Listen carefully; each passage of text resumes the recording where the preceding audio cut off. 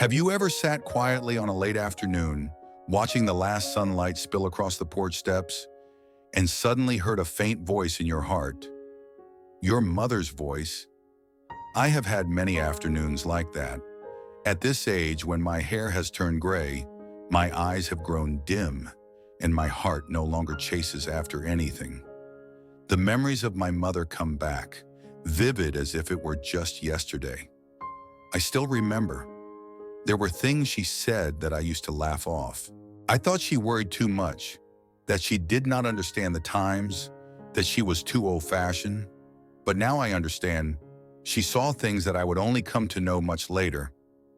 And perhaps what torments me most is not that I was wrong, but that I understood her too late. When I was little, our family was poor, and my mother worked tirelessly from dawn till dusk. Every morning, while I was still half asleep, she would already be up lighting the fire. The crackling sound of burning wood mixed with the faint smell of smoke and morning mist. I often stayed curled under the blanket, hearing her call, "Wake up, son. The sun is up." I would groan, frown, and think she just wanted to make me work. Back then, I did not realize. She was not only waking me for a new day, but teaching me how to face life itself, to rise earlier, to work harder, and to live responsibly. Those small things that we ignore in our youth are the seeds that shape a lifetime. When I grew up, I left my hometown, carrying dreams of a better life. My mother stood at the gate, small and frail, holding a cloth bag with a few things she had packed for me. Some cakes, a few sweet potatoes, and a jar of sesame salt. All I wanted was for the bus to leave quickly, afraid she might cry. But even without turning back, I could still hear her voice calling after me. "Take care of yourself, live kindly, and do not forget to come home." I gave her a half-hearted answer, eager for the new world ahead. Looking back now, I realize her words carried the heart of a mother who already knew that one day her child might forget the way home. Life out there, just as she once said, was not as easy as I had imagined. I stumbled, failed, was betrayed, and had to stand back up. Every time that happened, I would hear her gentle but steady voice. "You may lose to others, but do not lose to yourself." Back then, I did not understand what that meant. Not until I lost myself chasing money, fame, and false praise did I realize that losing to yourself does not mean losing to anyone. It means losing the courage to stay true to your own heart. Years later, when I had a family, children, and what seemed to be a peaceful life, my mother had grown old. She no longer said much, just quietly sat on the porch, hands folded, eyes gazing far away. I asked, "What are you thinking about, Mom?" She smiled. "I'm thinking about the things I can no longer do." At that time, I did not give it much thought, but now, sitting in that same chair, looking out at that same sky, I understand. That was the moment she began to realize that time waits for no one, and I have now come to stand in that very place. There were lessons my mother never taught me with words, but through the way she lived. She never spoke of sacrifice, but whenever something was lacking, she was always the one to go without. She never spoke of forgiveness, but when a neighbor did something wrong, she would simply say, "Everyone has a weak moment, my child." She taught me how to stay silent when things were not worth arguing over, and how to bow my head when I was wrong. But through my youth, I only saw that as submission. Now I understand. It was the strength of a heart that truly knew love. There are nights when I remember the times I made her sad. My harsh words, the times I left without saying goodbye. She never scolded me, just looked at me with sorrowful eyes and turned away. I thought she was angry, but no. She was just afraid that if she said another word, I would drift even further from her. Every mother is like that, loving her child in silence and enduring pain with a smile. If you still have your mother, call her today. Do not wait another day, because there are things we always think we have time to say until the day she is gone, and then that time never returns. I still remember the day she fell ill. It was an October afternoon. The wind was cool and the sky gray like ashes. I was busy with work in the city when my phone rang. My sister's trembling voice said, "Brother, Mom is weak. She wants to see you." I was silent for a few seconds, then hurriedly replied, "I am in a meeting. I will come tomorrow." But that tomorrow never came. That night she passed away, as softly as the last breath of the wind. When I arrived home, there was only the dented pillow where she had lain, still faintly smelling of medicated oil, and her old blanket neatly folded beside it. I knelt down, held her cold hand, and my heart burned like fire. All her life she had waited for a call from me, a few caring words, an embrace. Yet I, her son, always said, "I will call tomorrow. I will come home tomorrow." I remember that night, sitting beside her coffin, looking at her face as if she were just sleeping. I kept whispering, "Mom, I am home." But there was no one left to answer. Outside, the wind rustled through the beetle palms, sounding like her sighs. In that moment, everything she had ever said came back to me like a film. And every word I once thought was old-fashioned now felt sacred. I remember once, when I was a little over 30, I failed in business. All my savings, my confidence, my pride, gone in just a few months. I wandered the streets like a ghost, unable to face anyone. When I returned home, I could not even step inside. My mother came out, looked at me, and quietly said, "It is all right. As long as you are alive, you still have everything." I broke down crying, but stubbornly I said, "I have nothing left, Mom." She smiled, placed her hand on my shoulder, and said, "You still have me, and that means you still have everything." Back then, I thought she was just trying to comfort me, but now I understand. She was not talking about material things, but about the roots of being human. As long as love remains, there is always a chance to start over. Those were hard days. I started again from nothing, with calloused hands and sleepless nights. Whenever I felt exhausted, I thought of her. I imagined her still sitting on that porch, waiting for me, her kind eyes, silver hair, and trembling hands pouring me a cup of tea. That image kept me from falling apart. My mother was like a small lantern in the dark night of life. Not bright, but just enough to keep me from losing my way. Once, I remember clearly, in anger over a friend's betrayal, I went to my mother to vent. I told her, "I hate him. I want to get back at him." She looked at me for a long while, then asked, "Are you sure that after revenge, your heart will feel lighter?" I was silent. She continued, "People can take away your money, your status, even your trust, but do not let them take away your kindness, because that is the only thing you truly own." I did not understand.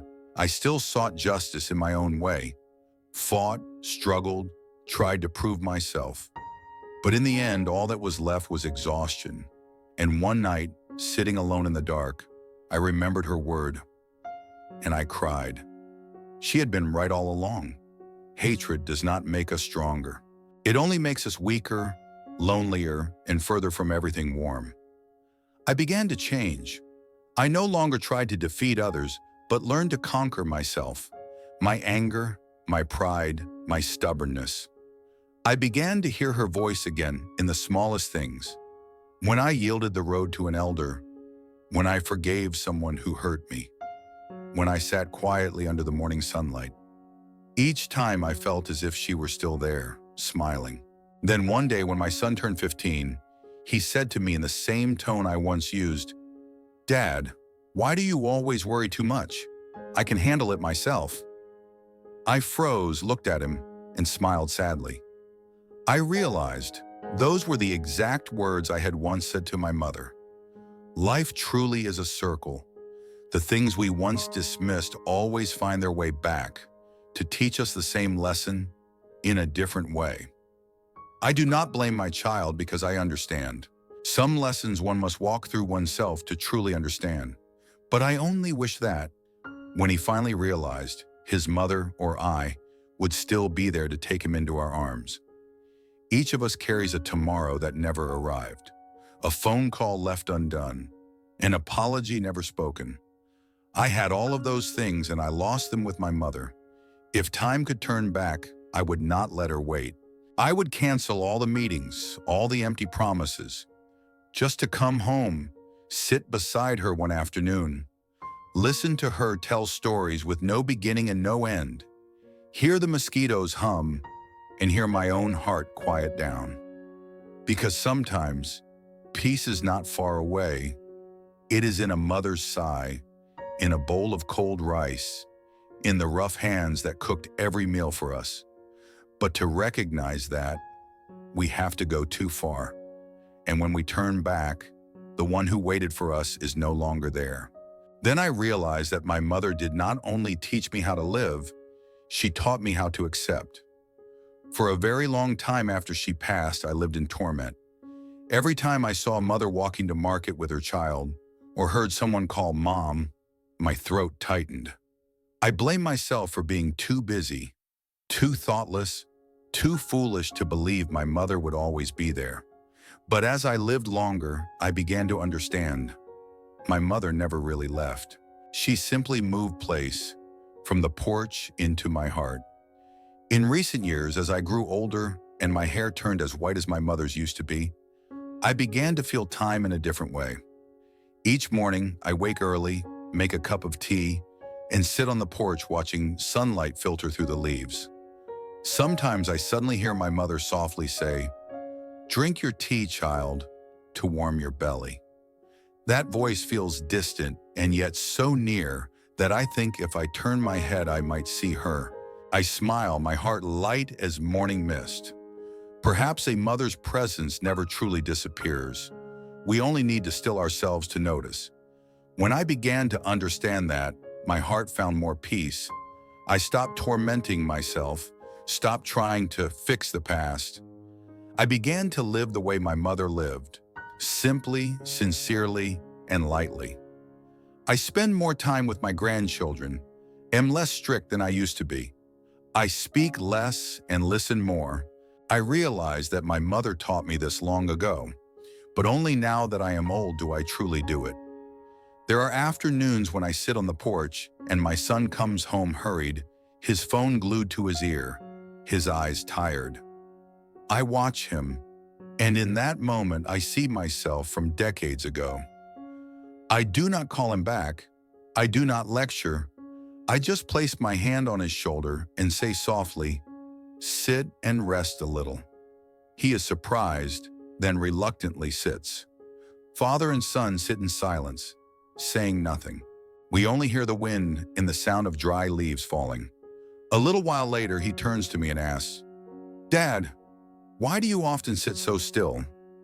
I smile, because I am listening to life.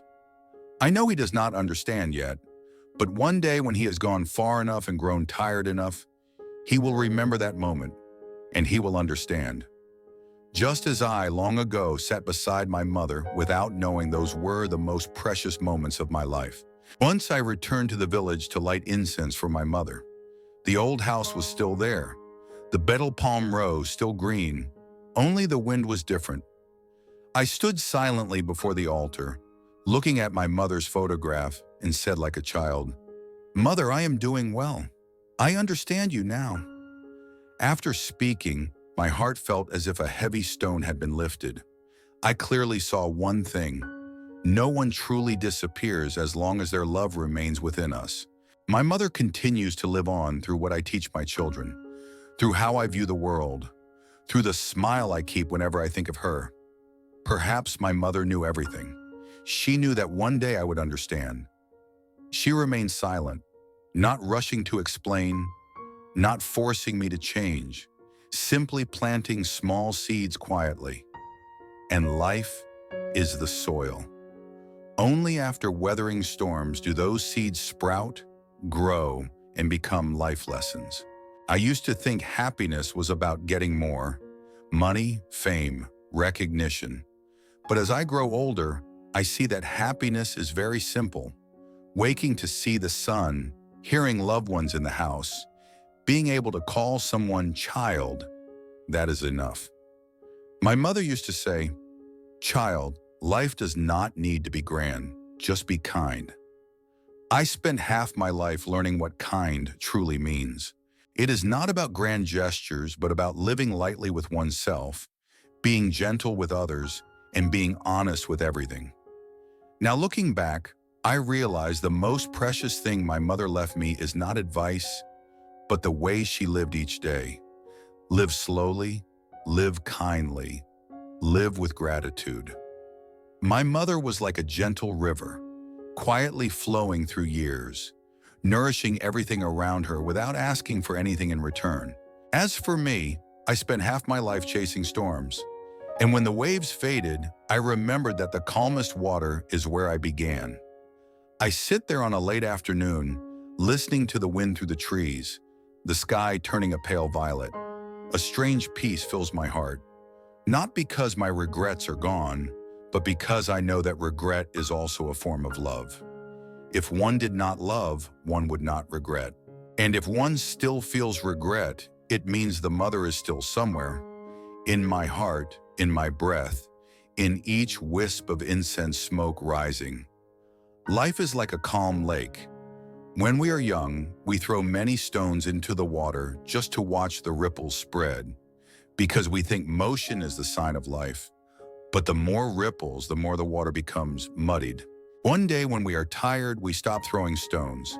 And suddenly we realize that only when the lake is still can we see the clouds, see the sky, and see ourselves reflected there. I understand now. My mother lived like that lake her whole life. She did not need noise. She did not need to shine, but she made everyone around her feel peaceful. And I, for half my life, have only learned a part of that peace. Now I enjoy slow mornings. I sit by the window sipping tea, listening to the birds chirp in the garden. I am no longer in a hurry. Time is not something I chase anymore. It is a companion to walk with. I see the wrinkles on my hands just like my mother's hands used to be. Her hands once trembled as she buttoned my shirt, once rested on my forehead whenever I had a fever, once held my hand when I left home. I raise my hand and look at it for a long time and smile. It turns out I carry my mother with me, in every vein, every callus, every breath of mine. I often think, if I could meet my mother again, what would I say first? Perhaps I would not say, "I am sorry," nor "I miss you." But I would simply say, "Mother, I understand now." Because for a mother, understanding is enough. She does not need me to be perfect. She only needs me to cherish life. There is a thing my mother once said that I have only truly absorbed now. No one can keep another person by their side forever. You can only keep your own heart warm so that when they go far away, you will not be cold.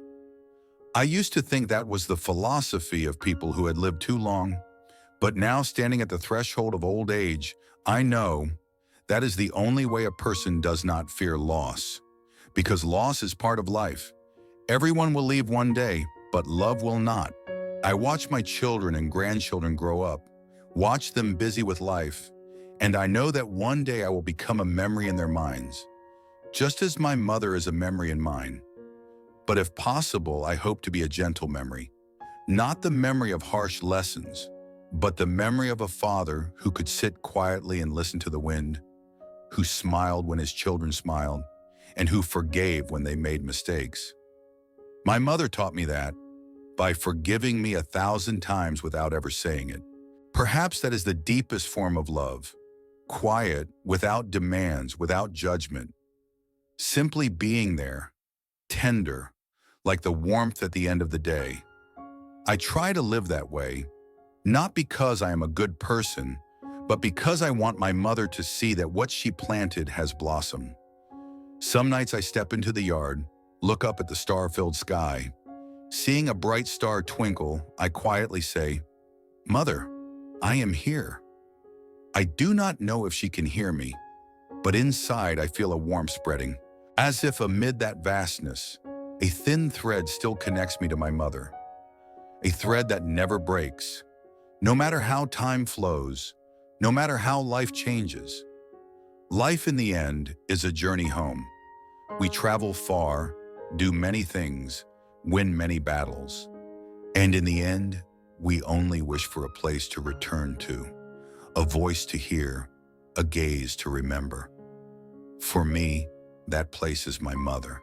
And perhaps the greatest lesson my mother taught me, which I understood too late, is this: do not wait until someone is gone to know how to love, because love left unspoken becomes only late regret. Tell the one you love today. Do not let those words sleep inside you, because tomorrow, no one knows for sure if there will still be a chance to say them. After all, I understand, one need not be perfect to find peace. Simply live kindly, live with gratitude, and love sincerely. That is enough.